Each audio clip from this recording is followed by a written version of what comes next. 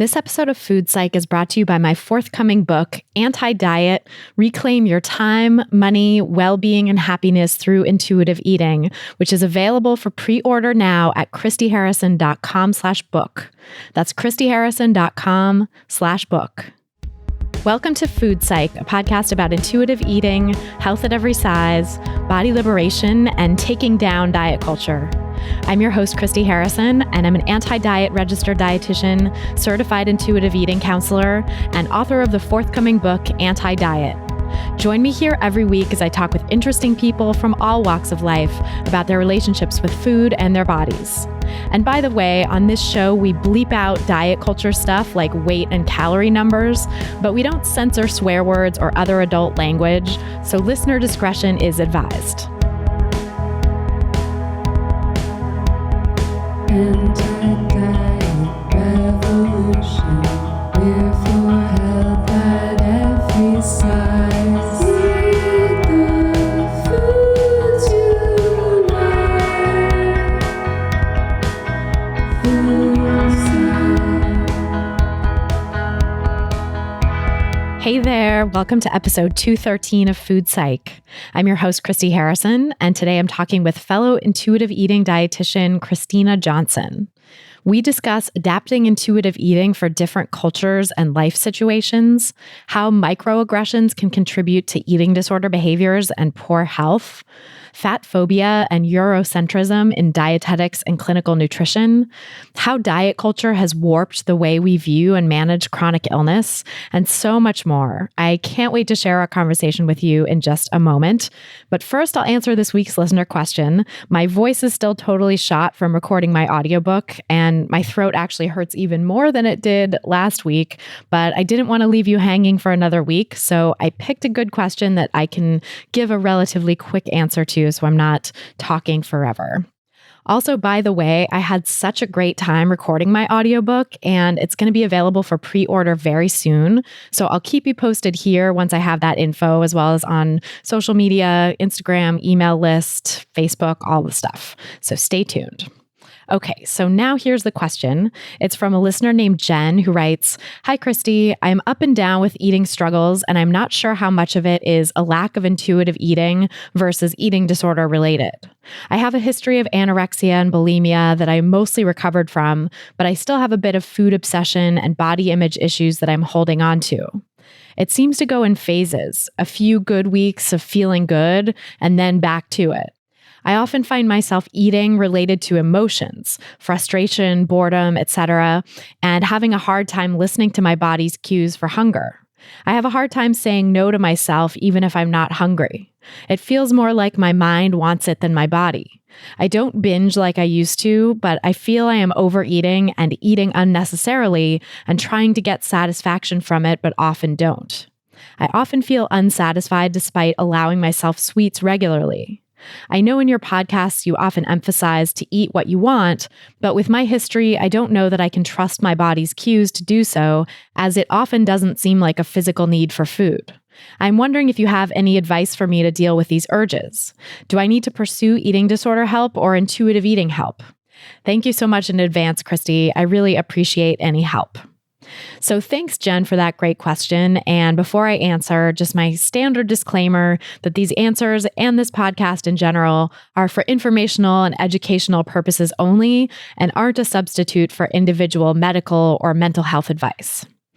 So first of all, I want to send you so much compassion because it sounds like you've been through a lot in your relationship with food. It sounds like you're still going through a lot in your relationship with food. And, kudos to making it this far in recovery because it's no easy feat to get out of the depths of anorexia and bulimia, even if you're still in this gray area of early recovery. I think it's amazing that you are not as engaged in the eating disorder behaviors as it sounds like you used to be. But that said, it definitely sounds like you still have a ways to go in your recovery.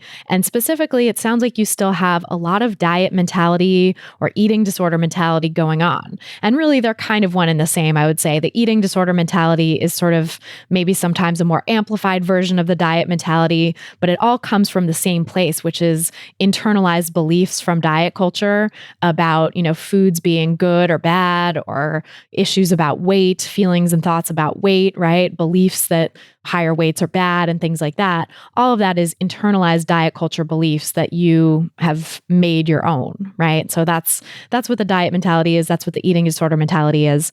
And that is really evident in some of the phrases you used here in your question. Like when you say, I have a hard time saying no to myself, even if I'm not hungry. And I feel I am overeating and eating unnecessarily. So it sounds like you're thinking that you should be eating less and you're policing the amounts you eat and your perceived reasons for eating. And that's very much a restrictive mindset. That's very much a diet mentality, eating disorder mentality mindset. The reality is there's no such thing as quote unquote eating unnecessarily, right? If you're eating, it's necessary. It's necessary because, especially in the case of recovery from disordered eating, your body needs to learn to trust that you're not going to starve it again. And Jen, it's likely that your body really needs a lot of work on rebuilding that trust since you had anorexia and bulimia, which are really severe violations of trust for your body. Those are, trauma to the body, trauma to the brain, a real disconnection of that body trust that we're all born with. And, it takes you away from your intuitive relationship with food when you have a disorder like anorexia or bulimia, which is very harsh, very driven by diet culture rules and beliefs, and not at all intuitive, not at all honoring the hunger and fullness and satisfaction cues that you were born with and that we all deserve to be able to honor. So I would really encourage you to work on this mindset and stop seeing these urges to eat and this perceived eating in response to emotions as wrong or bad the way I think you're seeing them now. I would encourage you to get help from a dietitian who's versed in both eating disorders and intuitive eating and health at every size, because I think you need all of that in order to recover. I think you need definitely still some recovery from your eating disorder. It sounds like you still have some really restrictive thinking going on that you need to be able to recover from, maybe some restrictive behaviors as well when you're talking about trying to get yourself to stop eating, right? But you also, it sounds like you need some help in tuning back into your cues and starting to trust those cues, a la intuitive eating. So finding a provider who gets that and also gets the health at every size paradigm and is not going to shame you for, if you're in a larger body, the size of your body, or say anything that inadvertently makes you feel like you have to lose weight or anything like that. It's really important to find a dietitian who gets all of those things. So you can check out christyharrison.com/providers for my recommendations of providers who get it. These are all people who've been on the podcast, who really understand the anti-diet philosophy, and who I think have the best chance of being able to help you recover. Unfortunately, there are still too many eating disorder providers out there, and even intuitive eating focused providers out there who are caught up in diet culture to varying degrees. So if you want to try to avoid that, I think my short list of providers who've been on the podcast is a great place to start, because I try to vet everyone really thoroughly before I even invite them onto the show. So, I at least have a sense that they are pretty well versed in all of these ideas and these philosophies, and they're not going to turn intuitive eating into a diet for you. And they're probably going to call you out for trying to turn intuitive eating into a diet. So christyharrison.com/providers is where to get that. Also, as I shared a few episodes ago on the podcast in the listener Q&A for episode 209 with Amy Severson, hunger doesn't always manifest as sensations in the stomach. In fact, far from it. So when you're judging yourself as quote unquote eating because you're not hungry, I don't think that really tells the whole story either. You likely are having non-stomach sensations of hunger that you just aren't identifying, such as thoughts of food, difficulty concentrating, anxiety, lots of other things. So check out that episode for a deeper dive into that, where I talk about the non-stomach signs of hunger and the sort of things that people overlook when they're trying to learn to honor their hunger. That's at christyharrison.com/209, christyharrison.com/209, or wherever you're listening to this, you can just look for episode 209. So I hope that helps, and just want to send you a lot of compassion and a lot of support in breaking free from these last vestiges of the diet mentality, these restrictive thoughts and beliefs about how you're eating, and just give you full unconditional permission to eat whenever you feel like eating for whatever reason. because you deserve it. You don't have to second guess your reasons for eating. You don't have to second guess whether it's really physical or emotional or mental. It doesn't matter. Those distinctions don't matter. What matters is allowing yourself full, unconditional permission to eat for any reason so that you can rebuild that trust with your body after having it so damaged and so broken by the anorexia and bulimia, which are really, really harmful to your relationship with food, right? And your ability to eat intuitively. So again, thanks for that question, Jen. And for those of you listening, if you want to submit your own question for a chance to have it answered on an upcoming episode, go to christyharrison.com/questions. That's christyharrison.com/questions.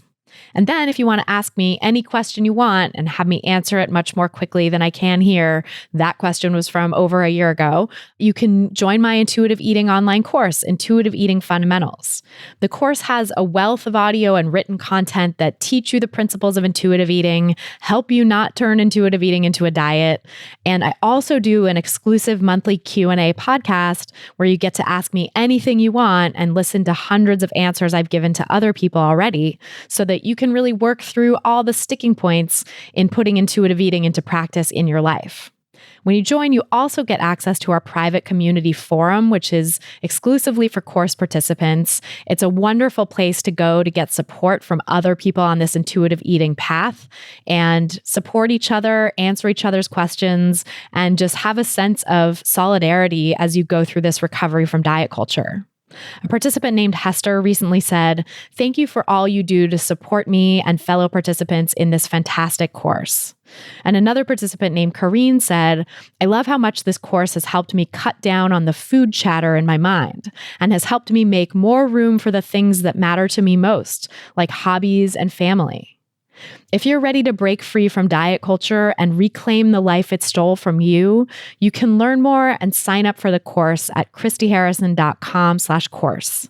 That's christyharrison.com/course.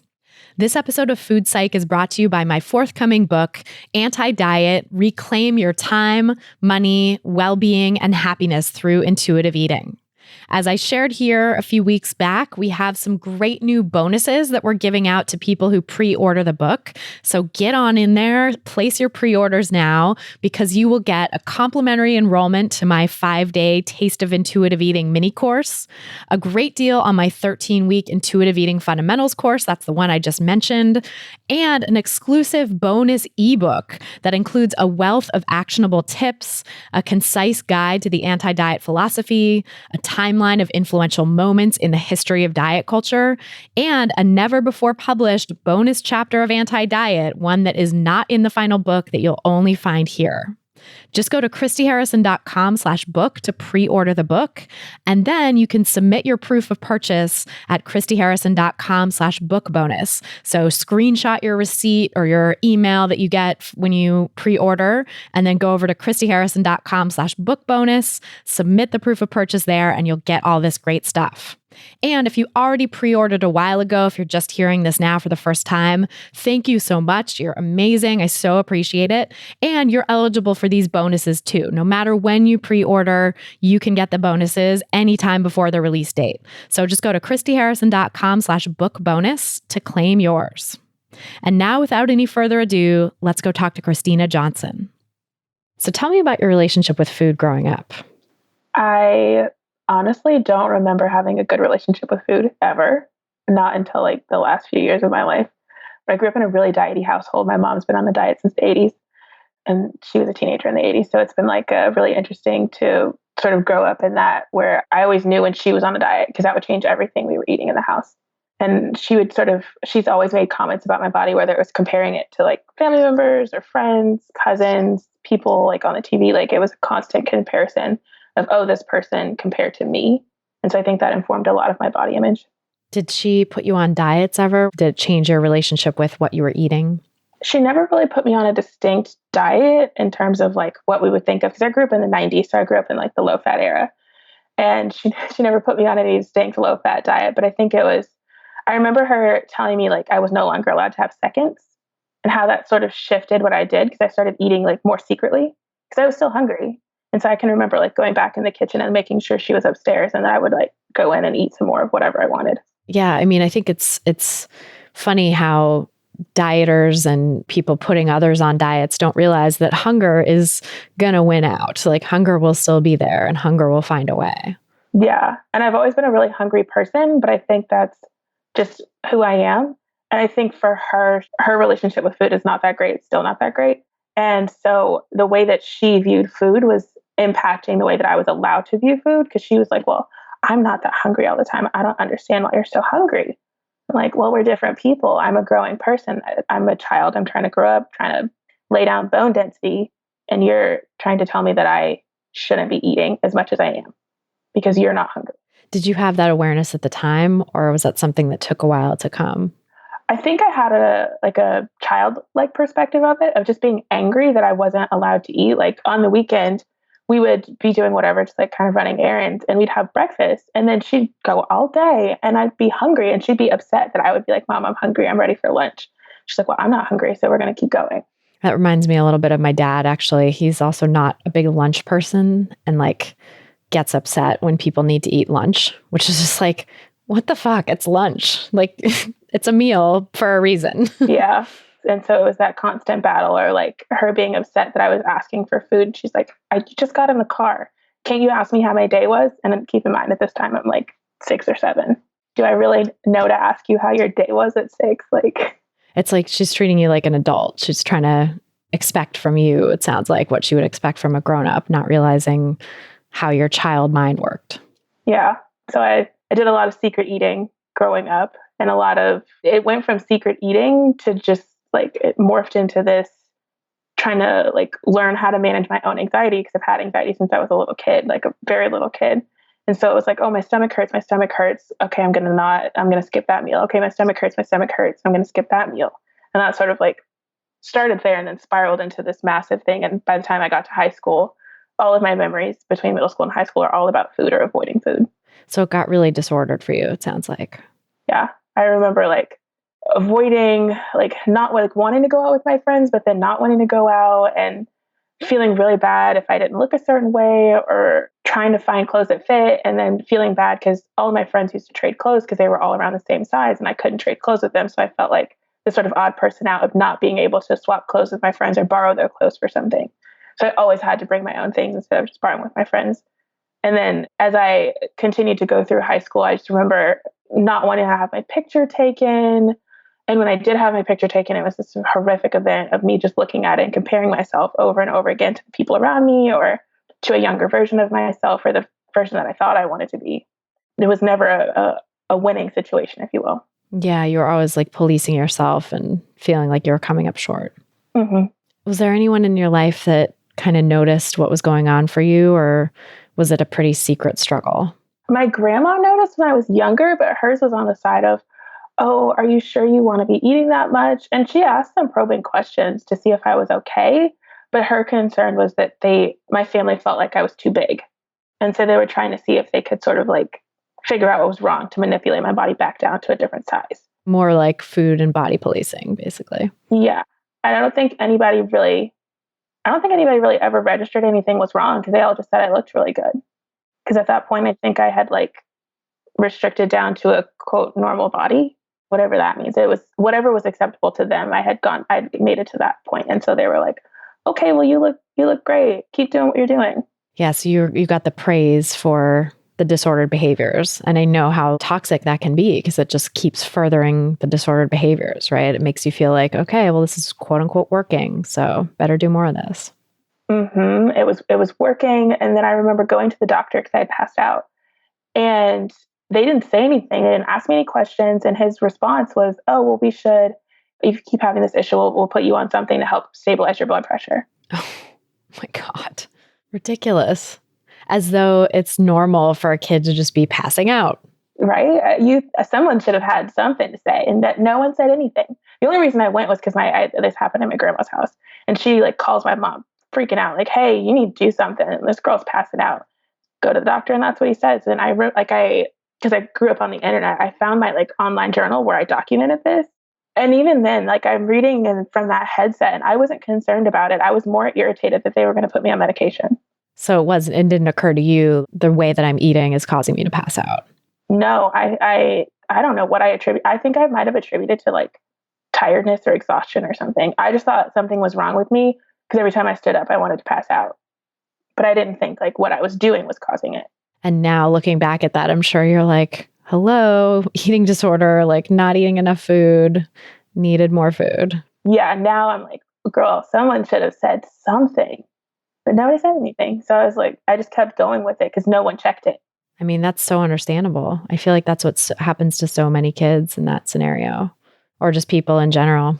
Yeah, and I think a lot of it had to do with the fact that growing up, I was always told like Black people don't get eating disorders. And so I'm Black. So obviously I don't get an eating disorder. Was that explicitly said? Yeah. In that exact phrasing of Black people don't get eating disorders. That's a white people problem. Oh, that is really painful. And so you couldn't possibly have seen what you were doing as an eating disorder because it just wasn't, nobody made space for it. No. And it wasn't like, if you look at what we portray as like, oh, this person has an eating disorder, like this person is living with an eating disorder. That's not, I don't see myself in that. Recently, I see myself a little bit more, but not at the time, not in the 90s and the early 2000s. That was not what I saw in the media. So it was like, well, they have an eating disorder, I don't. And that's such a huge part of why representation matters, right? Because if people can't see themselves in the idea or the concept of an eating disorder, and disordered eating in general, I think gets swept under the rug and not addressed enough, because of the portrayal of eating disorders, this like emaciated body, almost always white, although now there is more diversity in the portrayal of the ethnicity, but it's still almost always like white, cisgender female, young, able-bodied. And it doesn't look anything like what so many, millions of people's experiences of eating disorders actually are, let alone disordered eating, which is just a whole other place on the spectrum that doesn't get enough attention in that portrayal. Mm-hmm. And I think it has a lot to do with, in the Black community, a lot of disordered behaviors are considered normal, like really incredibly normal, that in a way that they're sort of taught, like you pass that on of like, this is what we do. And so no one would have known to check it if we're all doing it. Where do you think those disordered behaviors come from? Like, why do you think that's so normalized? I think part of it is a stress management of it's stressful to be in certain environments. It's stressful to go to work and be sort of feeling like this odd person out if you go to work and you don't want to be perceived as this angry Black person or this person with an attitude, because that's often what we'll get told is we have an attitude. And so you're trying to like cope with these microaggressions in life, and part of coping with them is trying to fit into the standard of what whoever is expecting of you. And so part of that sometimes is fitting into the body standard. And so it's that way to manage both the actual mental stress of it, but then also the physical stress. Yeah, through restrictive eating practices. That or binging or any sort of like compensatory behavior. Yeah, it makes so much sense. I mean, it's so stressful to have to tamp down your emotions, especially anger, or even police yourself for what could be perceived as anger, even when it's just sort of a natural response to injustice or frustration that comes up in day-to-day workplace environments. Yeah, and the policing part of it is a full-time job in itself. It's like you go to work, but then you're also policing yourself the entire 8 hours that you're there, or however long a day that you're there. And so you're like, by the time you've done all that policing, you come home and you're exhausted, and you just sort of do what you can to feel better about it. And I think that's one of the ways that people do what they can to feel better about it. Yeah, completely. I mean, it's like 2 full-time jobs then, basically. Mm-hmm. Or just like existing sometimes out in the world of like run-ins with people at the store, trying to get people to acknowledge your presence in a store and get the service that you're looking for that someone else would get, but for whatever reason, you're not getting. And microaggressions, I feel like that term kind of almost diminishes it. I mean, I know it's a good term in terms of like just expressing what it is, but it's anything but micro, right? In terms of how it builds up in you. Like over time, those microaggressions are very macro. They really hurt. Mm-hmm. Yeah. I think they start out very much micro, like the first, I don't know if we're going to give a number, like 5 times. After that, it starts to be this like, this thing exhausts me. And I know I've recently been sharing a lot more of the things that exhaust me, of just living in my body, and as the person that I am, of like, this thing is exhausting. And I'm kind of tired of dealing with it, and the self-care that goes with having to deal with it, because that's a perpetual self-care of like, I'm going to have to keep taking care of this particular part of my life because for whatever reason, this doesn't seem to be going away. God, it's so painful.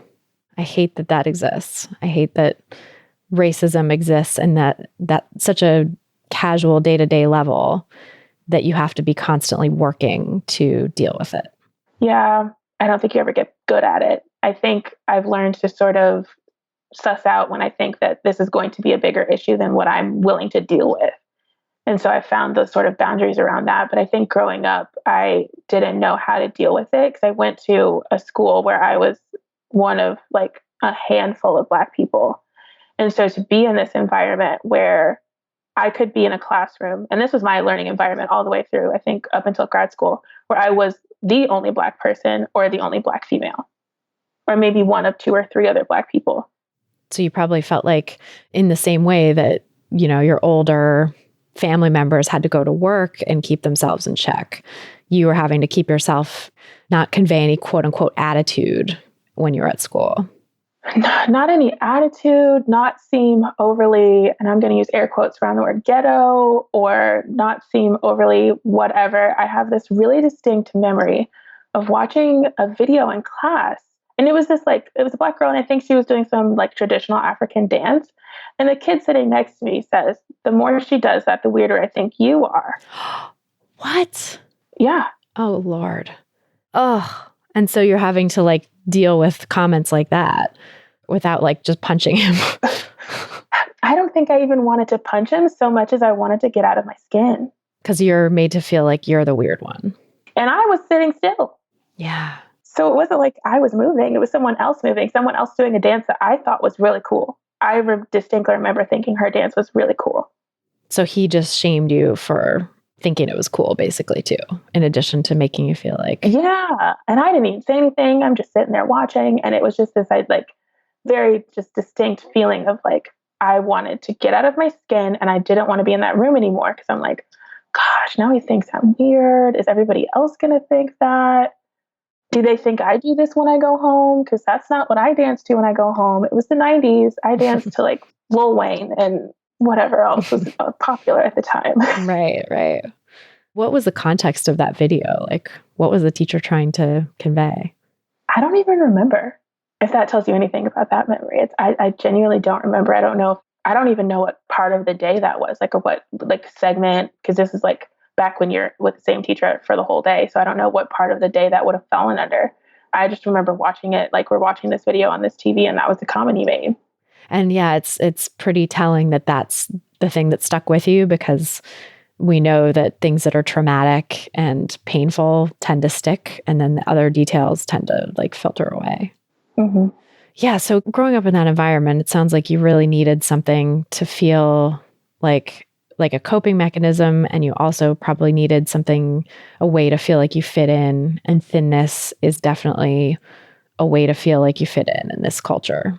Mm-hmm. I think that was my way of like sort of distancing myself from my own Blackness, but then also trying to fit in with the group, because Blackness wasn't really the thing to be in that particular setting. And so it was and then it was also the act of balancing, because I go to school, I'm surrounded by white people, but then I go home and obviously my family's Black, and trying to fit into both worlds and not really sure how to do that dance. Well, it sounds like the dieting piece maybe was a commonality for both. Mm-hmm. Yeah. I grew up in the 90s, so this is like low fat era.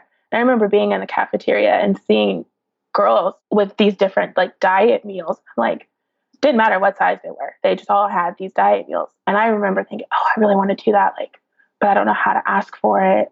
Oh, I wonder if my mom would buy that for me. Like, and looking back, I'm like, oh gosh, girl, no, you didn't want that. That food didn't even taste good. Right. No, but at the time, I mean, I can see why it would feel like the thing to do, because you were already pursuing thinness and dieting. And then also like, it's sort of a way to fit in, to have the same kind of foods as other people at school. Probably a lot tied up in that. Mm-hmm. I think the only thing I ever got that everybody else had was those snack wells. Oh, yeah. Yeah. Whatever. Oh, yeah. I ate quite a few sleeves of snack wells in my day. Mm-hmm.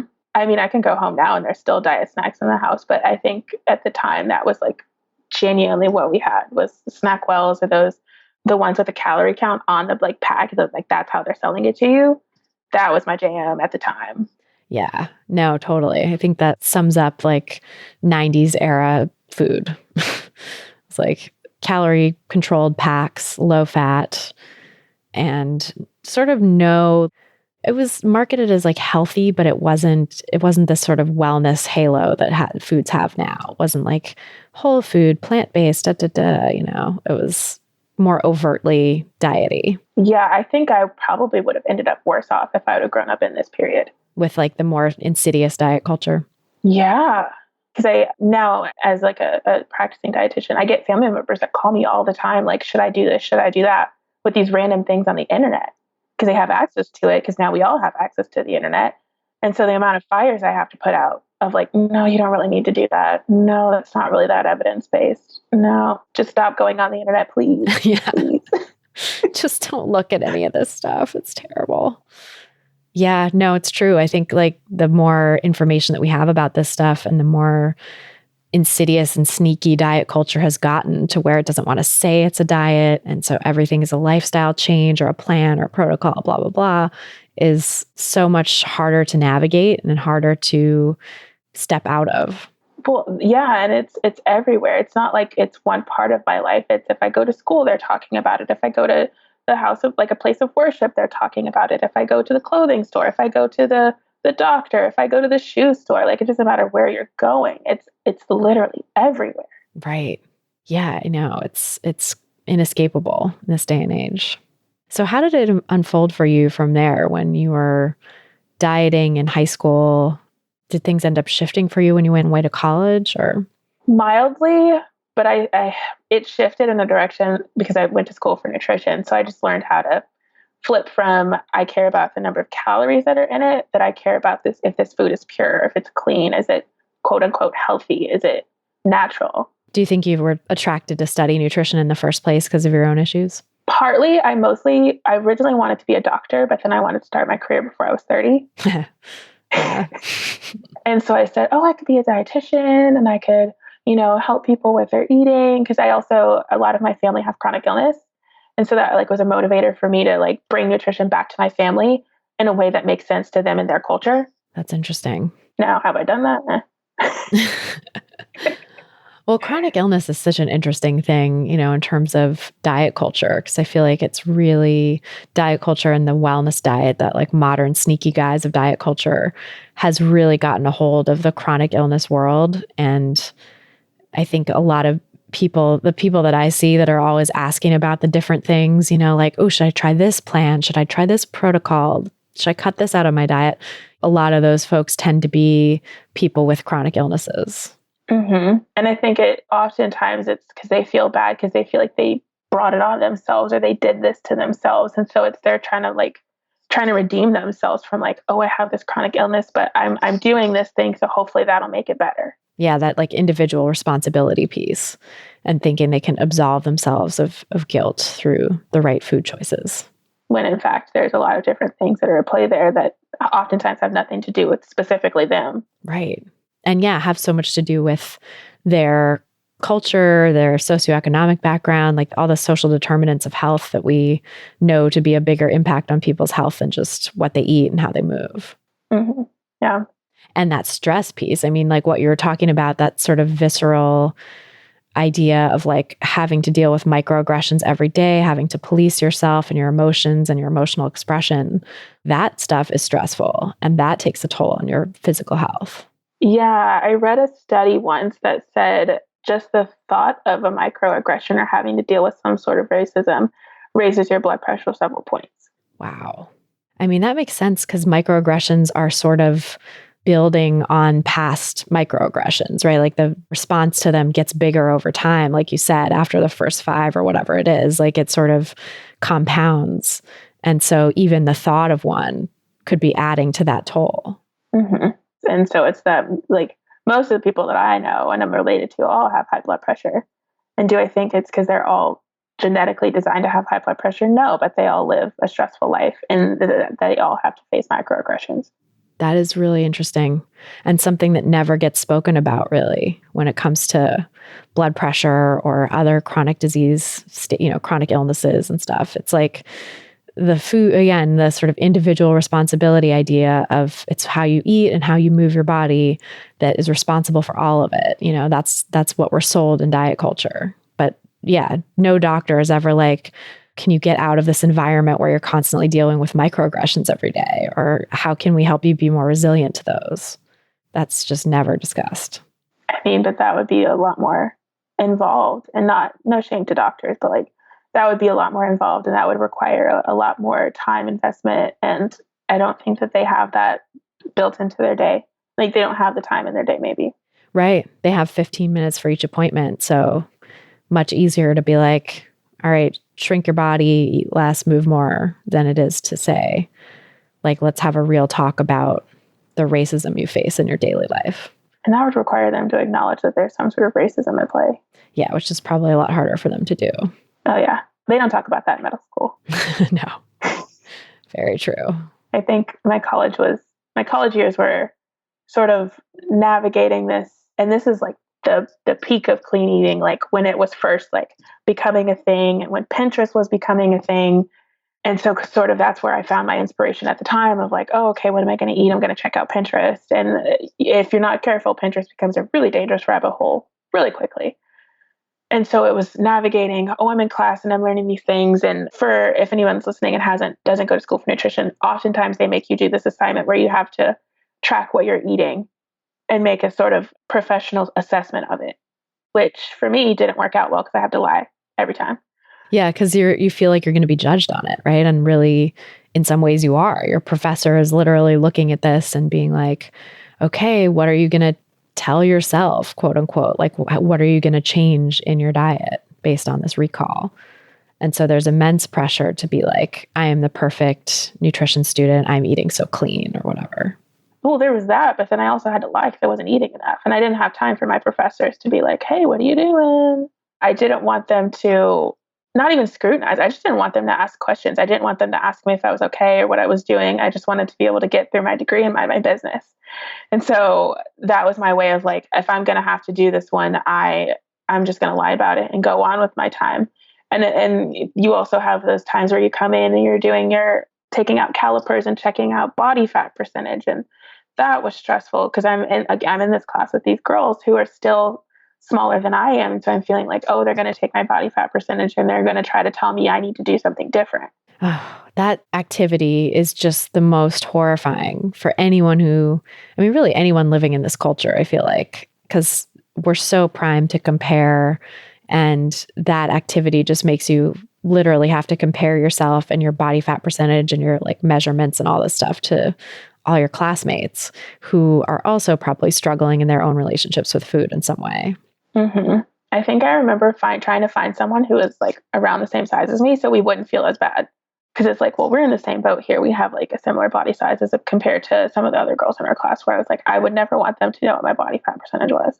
It's actually a very self-protective thing to do, like to try to find someone who wasn't going to shame you.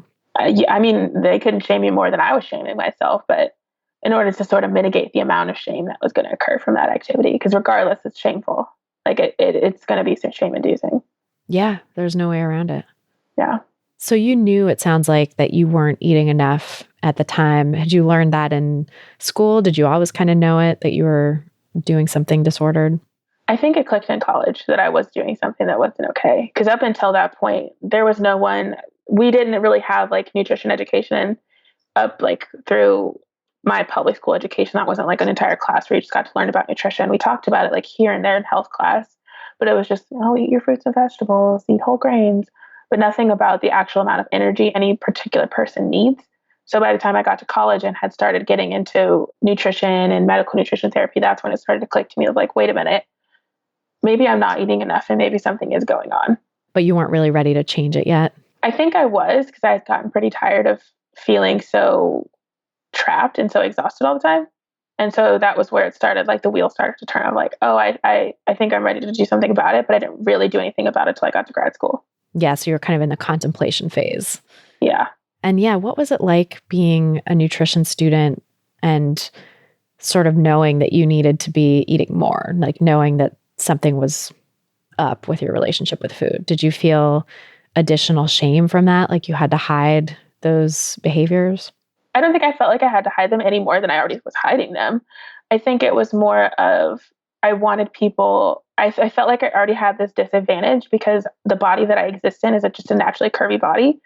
And so I didn't want people to think that I was a quote bad dietitian for my size. I feel like that's so common.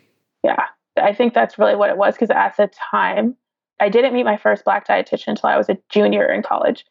And so it was this weird space of like, I knew I wasn't the first Black dietitian or like nutrition student, but I was like, I don't know how many are there and where they are because they sure aren't in Fayetteville, Arkansas. So that's where I went to school. And so it's like, they're not here. I don't know where they are, but they're not here.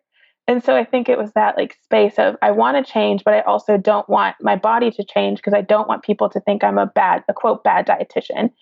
And I don't want people to think that my professional advice, my professional assessment is invalid because of the body I exist in.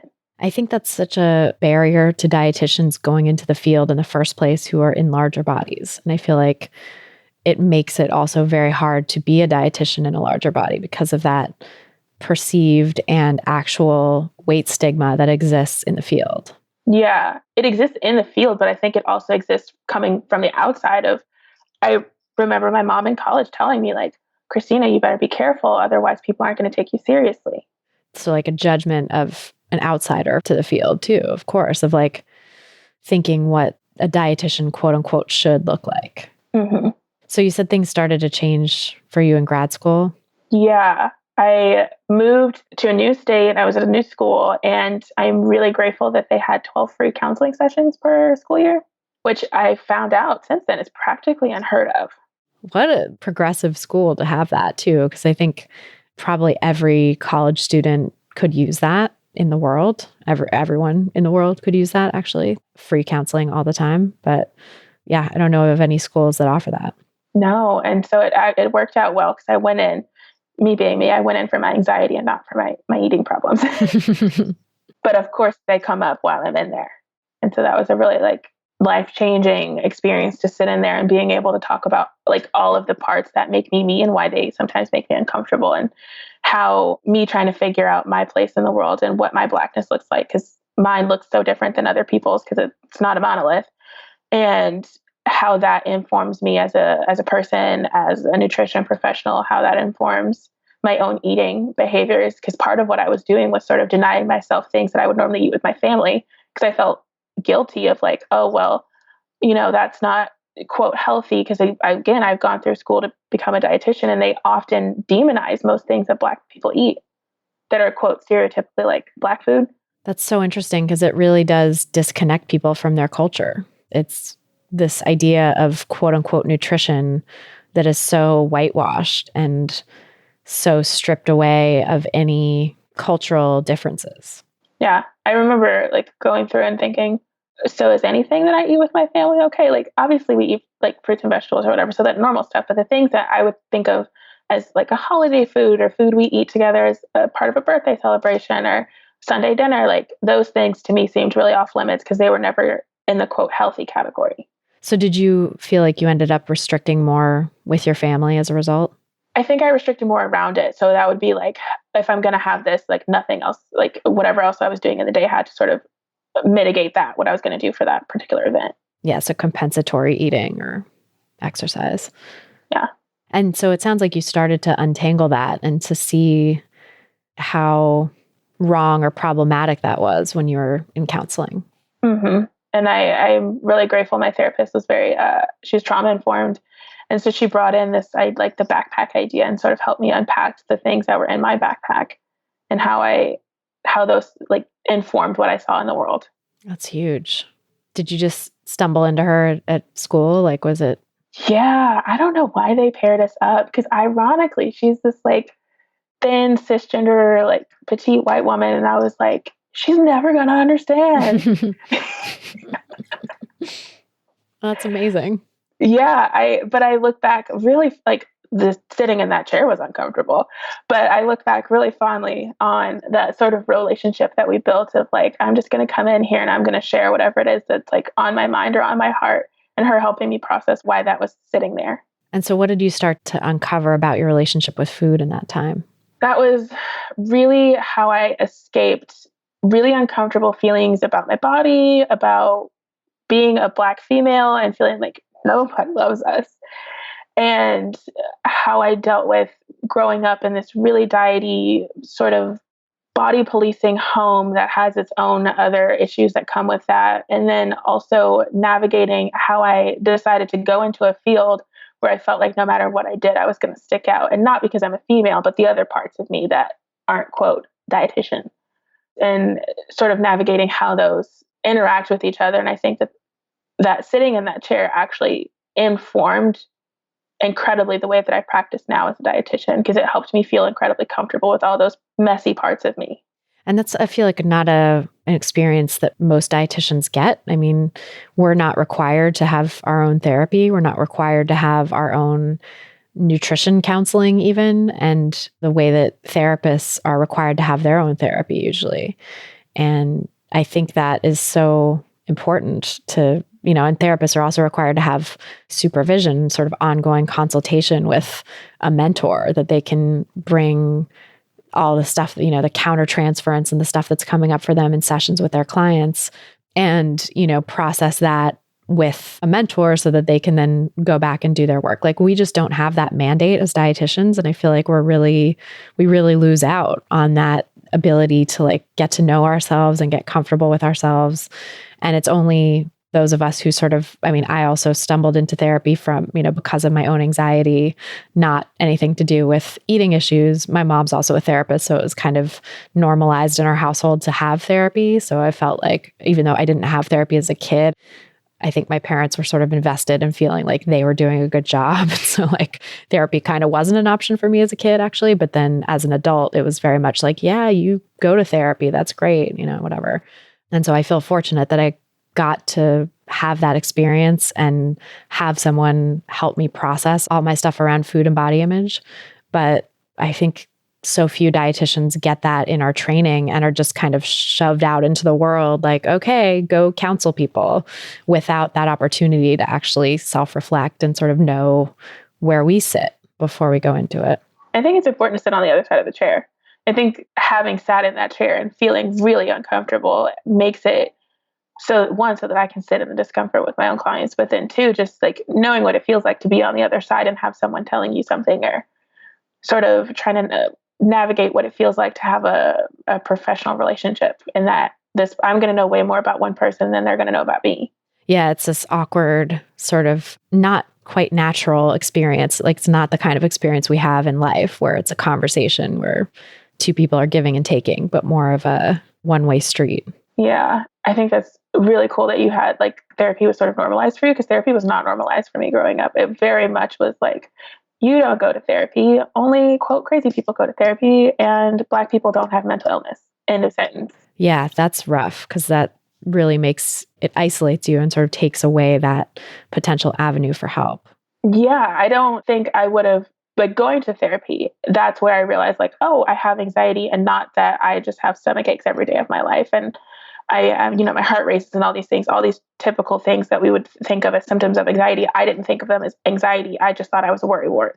Yeah, it's like pathologizing it, right? Making it out to be, which it's so ironic how like understanding things in terms of psychology, even if they have like a diagnostic label, to me, that's always taken away the pathology of it. That's made me feel more like, okay, I'm a part of something. I have this thing that has a name, and it's not like a bad name. It's just a condition that millions of people have experienced and that there is help for, rather than having it be pathologized. Like, there's something wrong with you. You're a worrywart. Like, get it together. Mm-hmm. Especially like growing up, because it was always, you don't have anything to worry about. You're a child. And I'm like, okay, cool.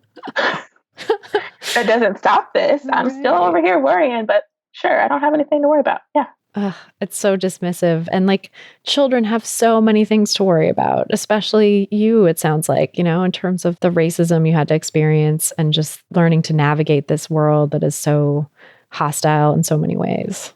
And again, I grew up in the 90s where we start seeing these publicized, like kids are being abducted. Oh, right. So that was like constant, a mild worry of mine of like, well, what happens? And I remember having conversations with my mom about it, like periodic as I was growing up of like, if someone were to abduct you, don't let them lie to you and tell you that I don't love you. God, like the fact that parents have to have that conversation with their kids is heartbreaking. Yeah. But yeah, that stuff was all over the news. I remember that too. I grew up in the 80s and 90s, and it was definitely very present. That and like the AIDS crisis too. Yeah. Yeah. That was something. Thank goodness we're like much more educated about it. Yeah, I know. Things have gotten a lot better, I think, on that front. Still not completely, but I think we're no longer in that phase of like total scare tactics now. Yeah. Now, if we could only get that way about weight. Yes. That is another hurdle altogether.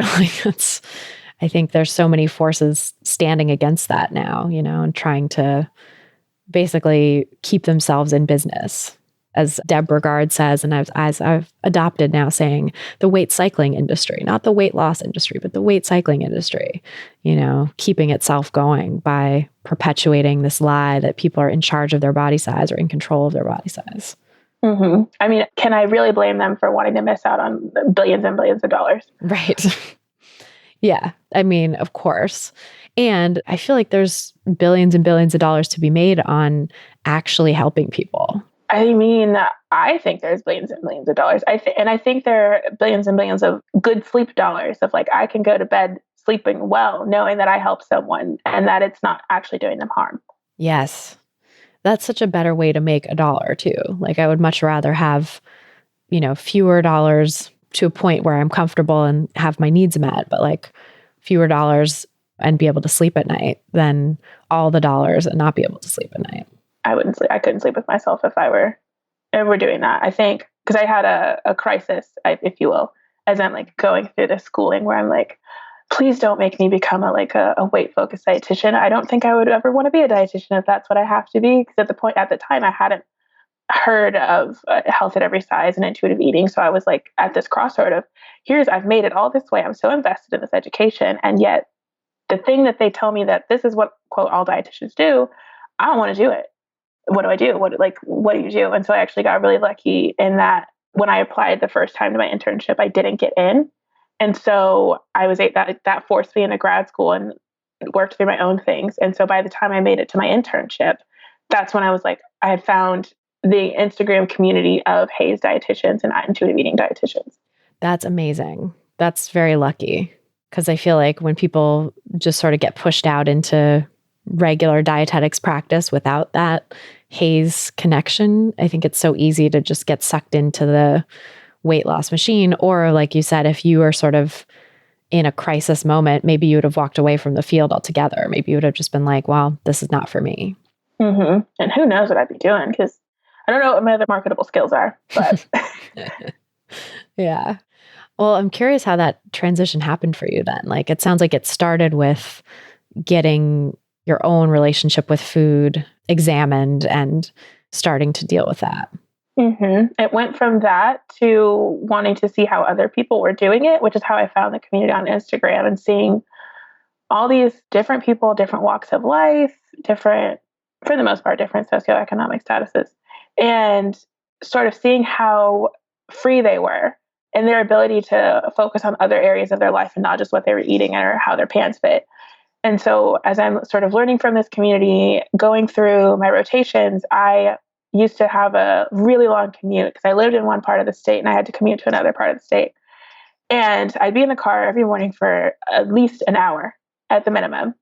And so that's when I started listening to podcasts. So I would listen to your podcast, or I'd listen to the Body Kindness podcast of like, I'm going to be in the car for an hour, so the least I could do is learn something. That's amazing. I'm so glad we were there for you when you were going through that. Yeah, it was really nice because it made going to these rotations a lot easier, where I'd like listen to this, pump myself up, and then I'd go into this weight focused rotation. Yeah, you need something to kind of break that monotony or see that there's something else than what you're doing and learning in the rotations. Because it was always very like, I'm here in this rotation, but I don't enjoy this. This feels really uncomfortable, really inauthentic. How did you get through it? Because I get a lot of questions from people saying, I'm a dietitian to be, and I'm doing these rotations that I don't feel good about because now I know about HAES and intuitive eating, and I know enough to know like, this is wrong. I don't want to do this kind of thing. I don't want to tell people to lose weight. How did you sort of get through it so that you could get to the other side? A lot of self-care. And then I tried my best at every rotation to sort of figure out how much I could bring in of like me, the person, and my own nutrition philosophy without being disrespectful of what the preceptor wanted of me. And so oftentimes that looked like maybe I'm at this, because I had a rotation at a bariatric clinic. And you can imagine how awful that was. But when I would have my quote session, I would only have a few minutes with them, but I would just talk about, oh, well, what ways are you moving that feel good? Or how can you improve your relationship with food? And that's usually how I had that conversation, as opposed to berating them about the decisions they were making. Which in a bariatric clinic, I feel like is the standard mode, right? It's like telling people they need to keep cutting down what they're eating. And that particular rotation was the scariest one, because I remember people coming in and I'd be like, yo, your relationship with food is like, it's messed up. And them being like, okay, this person's still going to get approved for this surgery. And I'm like, well, why? Nothing changed. This person's not in a good place. Yeah, that is scary, because it's really, they're really supposed to be screened. And the reason that the approval process exists is ostensibly to keep people who are in a really terrible relationship with food, binging, whatever, from getting the surgery and making it worse. And yet in practice, it sounds like, from everyone I've talked to who's worked in bariatrics, it's like, yeah, people kind of just skate under the radar or totally sail through, even when they have no business getting approved. They still get approved because bariatric surgery makes a lot of money. Yeah. And because I asked the preceptor, I was like, do they talk to us like a therapist or anything? And they're like, yeah, we have one on staff. They screen them for eating disorders. And I was like, there's no way you could be screening people for eating disorders, because I've talked to several people in the 3 days I've been here that are like red flags left and right. Well, I think too, sometimes the screening tools are so like, by the book, and it's like, are you binging X times a week? Are you purging X times a week or whatever? And it's like, okay, if you're not meeting like threshold diagnostic criteria, then great, no problem, you're through, even though those behaviors are a huge red flag that something is really wrong. And in a peaceful relationship with food, people wouldn't be doing those things. Yeah. So that's usually what I did. Was very much, in my clinical rotations, I had a specific preceptor that was upset that I didn't document what body class they were in. And I was like, well, I didn't really think about it. And she's like, well, what do you mean you didn't think about it? I was like, well, they're in a coma. There's a tube down their throat. I'm not really trying to make them lose weight right now. Yeah. Was that one of her things? Did she want you to put them on a calorie restricted tube feed? Yeah.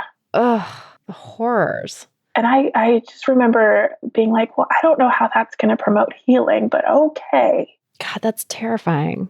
Well, because her philosophy was based on the calculations you use to figure out how much energy someone needs in a day. It's not, I'm using air quotes around this one, it's not possible to get that in a clinical setting.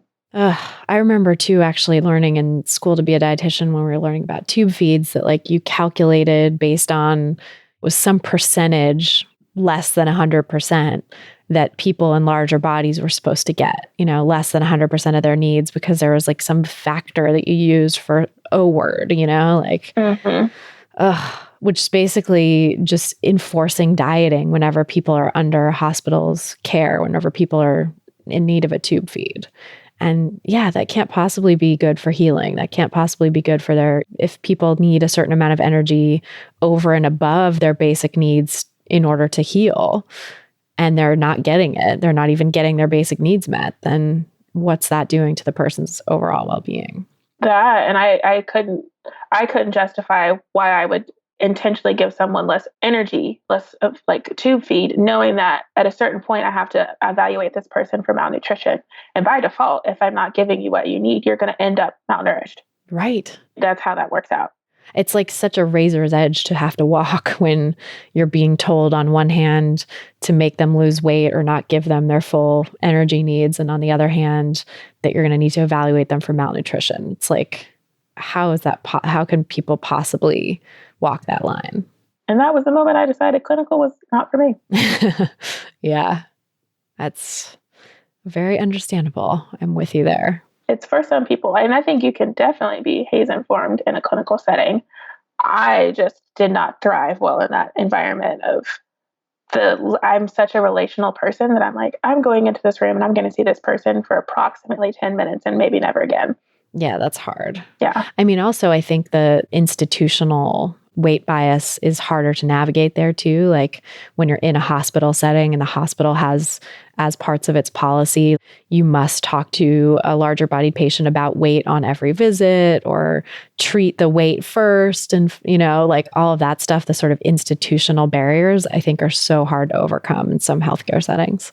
Yeah, I got a consult once while I was in my internship for a patient, and I went in and it was like they wanted me to talk to the patient about weight loss, and I said, okay, interesting. Read through the file, I read through the patient's chart, and I go in and I talk to this patient, and as I'm talking to them, they're explaining to me, you don't need to tell me about weight loss. I'm trying to recover from an eating disorder, and I just stopped and was like, did no one think that this would have been a bad idea? Why would you send me in here to talk to this person about this? Did they know? Did they just willfully ignore that? I don't know. And so I talked to the person I was rotating with that week, my preceptor, and I was like, how do I write this note as respectfully as possible while letting them know, like, you're out of line. There is no reason you should send me in here for a weight loss consult on someone trying to recover from an eating disorder. Yeah, seriously. I mean, that should be just basic medical training. Again, things we don't learn in medical school. So true. So how did you get from there to becoming an intuitive eating dietitian? I bought the book and was like, okay, let's do this, and listened to different podcasts. And just as I worked through both the book and the workbook, I think that was really helpful. And once I got out of my internship, I had a stint between getting a job as a dietitian. And so I worked as a diet tech at an eating disorder company. And that was really helpful to sort of navigate, like seeing how we were teaching them intuitive eating, even as they're trying to recover from an eating disorder, and sort of navigating that and trying to figure out how I would teach them these different things, because I was responsible for teaching groups each week. And that, I think that really challenged my own relationship, but it made it so much sweeter in a way that I was like, okay, if I can teach someone else to do this, I need to make sure first that I'm actually really living this out. So like pushed you the rest of the way in your recovery. Yeah. That's awesome. I feel like that's so common too for people who work in this field, to have the work actually get us over the finish line. For me too, I think when I was first training to work with eating disorders, I was recovered, but I think I still had those lingering little thoughts and diet size portions that I would serve myself of certain things without even thinking, just the unconscious rules and beliefs that I didn't even know I was still holding on to, that like working in the treatment center really just kind of pushed me over the finish line with that too. I imagine it as like grabbing you by the shoulders and shaking you a little bit and being like, hey, come on, you're almost there. You can do it. Totally. And it's funny because the people I talked to when I was in that rotation were like, oh yeah, like the other dietitians there and stuff were like, oh yeah, I gained X pounds since working here, like hearing that, I was now thinking back on it. I'm like, oh yeah, I wonder how much of that was, they were also holding on to those little last bits of diet culture, disordered eating or whatever that they finally had to let go of in that rotation, in that job. Yeah, I definitely gained a little bit of weight while I was working there, but it actually ended up working out in my favor in that it forced me to deal with my body image. And so as I'm learning navigating that space, it made it to where I was like, oh, okay, I'm teaching this to these people, but then I need to practice this in my own life. And as I'm practicing it in my own life, it becomes easier to share nuggets of like, this is going to come up and this is going to feel uncomfortable, but you can make it through that. Yeah, like having that sort of lived experience is so helpful. Not that everyone who does this work has to, but I think it really does inform and give a lot of perspective to the work that we do. Mm-hmm. And so now you have a private practice and you got certified as an intuitive eating counselor too, right? No, I'm working on that. That's next on my to-do list. Okay. Yes. Unfortunately, being a dietitian is expensive. Yes, it is. And so after finishing my internship, I didn't actually get like a paying job as a quote, use my RD credentials for a year. So you're just like getting ready, doing the training. Yeah. I'm looking at it, like pricing it out, making sure I've got it together. And so I'm going to start that at the beginning of 2020. Oh, that's awesome. Yeah, I'm really excited. That's great. And yeah, so like what's your private practice like now? What are you working on with people? So I do that sort of gray area of I make sure all my patients are medically stable. And it's that I'm trying to navigate my way through eating disorder recovery on my own. And I think I'm ready to bring someone else, a professional, into it. Or I have some that are athletes, and then I have regular people who are like, okay, I'm ready to sort of get rid of these disordered behaviors, or I'm ready to work my way into intuitive eating. That makes sense. Yeah. The whole spectrum of disordered eating to eating disorders then. Yeah, and we do it, it's all virtual. And so I do it from my living room, which is really nice. And I sort of explain to them why I do it. Because again, I've sat in the chair, and so I know it's how uncomfortable it is to sort of wrap your head around, okay, I need to get up, I need to go to this therapy session. I'm in this uncomfortable environment. This isn't my office, it's not my home. I'm not used to being here. And now I need to tell you everything about my life, these nitty-gritty details. And so I took that pressure out, took that anxiety out. And I'm like, you're at home in your PJs, and I'm at home in my PJs. Now let's talk. Right. Yeah. It takes away some of that formality, makes it a lot more comfortable. And they feel more comfortable, I think, to sort of share things that are going on because they're in a space that they're already comfortable in it. And yeah, I feel like sometimes with virtual too, it can be more real time stuff. Like you can eat with a person, you can look in their fridge if they need help with picking out foods to challenge themselves with or whatever it is. Mm-hmm. And I found that because I'm based in Dallas, and the traffic here is a nightmare. And so it's like, oh, let's just skip the traffic. Like, no need to drive 35 or 45 minutes. Just stay home. It's good for places like that for sure. Mm-hmm. And then tell us about your podcast. What is your podcast all about? So that started as I'm someone who thankfully has the gift of gab if it's something I care about. And I love listening to podcasts, and I listen to them in the car, and sometimes I listen to them as I'm doing things around the house. And I wanted a space for people who didn't feel represented by the current look of intuitive eating. And so I was like, okay, well, if you don't see it, you got to do it. And so I was like, one night was just like, I'm just going to do this. So I started recording episodes, and I called it Intuitive Eating for the Culture because I wanted it to be a space where people could bring their own culture, whatever that looked like, and have it be okay and have it be celebrated and be included, because I'm one person and I can only bring my own culture. But then having conversations with people who are Hispanic or South Asian or whatever the case is, and then bringing in their own culture and how they found freedom in eating the foods that are inherent to their culture and their traditions, and still making it an intuitive decision. Yeah, I love that. And I think intuitive eating is really, in terms of like the people who are leaders in the field, still pretty white, really, for the most part. I think there's very few people of color in intuitive eating dietitians out there doing this work. I certainly know and love a number of folks in that space, but I think it's rare still. So it's great to have a resource like your podcast to expose people to intuitive eating or help people further their intuitive eating path in a way that really honors their culture too. Mm-hmm. And I wanted it to be a space where we could talk about the other things that I'm really passionate about, like food justice and things like that. Because I spend a lot of time talking about, and this is a phrase I find myself using a lot recently, is intuitive eating is what you have access to. And so it's been that conversation around, it's okay if you don't have access to certain things all the time. Don't feel like you're doing intuitive eating wrong because you couldn't just hop up and go to the grocery store and get whatever item, or hop up and go through a drive-through and get whatever item. That's not realistic if it's not your life. Right. And I think that's a huge piece of that, really needs to be said with intuitive eating, is that it's not just for privileged people. It's not just, being able to just get whatever you want whenever you want. That's not realistic for almost anyone, but especially for people who are working with a limited budget or food insecurity or economic instability or have, lower socioeconomic status or whatever. It's not practical. It's not possible to just always have exactly what you're craving. That, or I sometimes will talk about people who like shift workers. I have a full-time job where I work a 14-hour shift. And so that's a long time to be at work. And what does it look like to navigate intuitive eating when you're at work for 14 hours or a 12-hour shift if you're a nurse? Or what does it look like if you work overnight? Yeah, what have you found is helpful for that?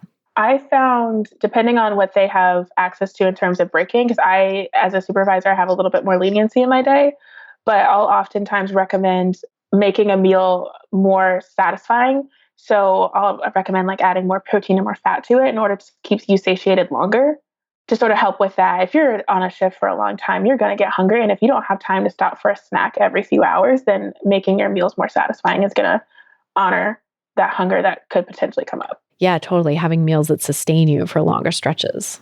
And like actually having meals that sustain you. Like, I think that one's been my biggest one of like, please don't work a 14-hour shift and think a salad is going to be sustainable. Oh, no. Like, don't do that. No, that's terrible. And did you learn some of that by trial and error? Like, did you have your own experiences when you first started working those long hours of like, oh crap, I don't have enough to eat? Yeah, I think having worked like before that, worked with like in the eating disorder clinic, I think that helped me be like, oh, I should pack multiple snacks just in case. And so it was navigating what's going to sound good. And if I'm, because I'm there later at night. And so what's going to sound good late at night versus first thing in the morning? What's going to be satisfying if my day is really, really hectic? Because I work in a hospital. And so as the patient count goes higher and I have more things going on, I'm not going to have as much time to sit down and eat. So figuring out, okay, if I'm going into cold and flu season, what do I need to pack that's going to pack the punch, but not make me have to sit down every 10 minutes to do whatever it is, like to eat snack or whatever. Yeah, because for a lot of people with shift work too, I think it's not even really possible to take breaks and have a snack periodically. It's like you get one break or you get two breaks or however many breaks. And then it's just like go to the bathroom as needed, but you probably don't have time to sit down and have a meal or have a snack that's at all involved in that space. Yeah, I on those shifts, I've found that like I can't even sit down and have my meal because I get interrupted of like, hey, Christina, we need you to look at this, or hey, can you take this phone call? And so I have to kind of like stop what I'm doing to attend to the duties of my job, which is fine. That's what I get paid for. But it's learning how to still make that meal count towards like my nourishment and making sure that I'm going to make it through that day, because that's a long day. And I can tell if I'm not nourishing well, because I'll get to the end of the day and I'm exhausted, like beyond what I would normally be. Yeah. So you're listening to your body too, to give you that wisdom. Mm-hmm. That's awesome. Well, I love the work you're doing, and your podcast is such a great resource, and definitely want to share that with people. So can you let us know where people can find you and listen to the podcast and learn more about your work? Yes. So you can find me on Instagram. It's Encouraging Dietitian. And then you can find the podcast on SoundCloud and in the iTunes or the Apple Podcasts. And it's Intuitive Eating for the Culture. Awesome. We'll link to that in the show notes too, so people can find it. Thank you so much for being with us, Christyna. It's really been a pleasure talking with you. Thank you for having me. This is like, I'm having a fangirl moment right now. Aw, so sweet. Thank you. You're welcome. So that is our show. Thanks again so much to Christyna Johnson for joining us on this episode, and thanks to you for listening. If you've benefited from this podcast, please help other people find it by sharing and subscribing on Apple Podcasts, Stitcher, Spotify, or your favorite podcast platform, whatever that may be. You can find all the places to subscribe at christyharrison.com/subscribe. That's christyharrison.com/subscribe. You can also leave us a nice rating and review in your podcast provider of choice, which is another way to help spread the anti-diet message, get the word out about the podcast, and is always really appreciated when I read those nice reviews. If you're looking for some practical tips to help you get started on the anti-diet path for yourself, grab my free audio guide, 7 Simple Strategies for Finding Peace and Freedom with Food. Just go to christyharrison.com/strategies to get it. That's christyharrison.com/strategies. For full show notes from this episode, including all the resources we mentioned, plus a full transcript, head over to christyharrison.com/213. That's christyharrison.com/213. And to get the transcript, just scroll down to the bottom of the page and enter your email address. This episode was brought to you by my online course, Intuitive Eating Fundamentals. If you're ready to make peace with food, break free from diet culture, and reclaim the life it stole from you, learn more and sign up at christyharrison.com/course. That's christyharrison.com/course. A big thanks to our editor and sound engineer, Mike Lalonde, our community and content associate, Vinci Chue, and our administrative assistant, Julianne Watasik, for helping me out with all the moving parts that go into producing this show every week. Our album art was photographed by Abby Moore Photography and designed by Meredith Noble, and our theme song was written and performed by Carolyn Pennypacker Riggs. Thanks again for listening. And until next time, stay psyched.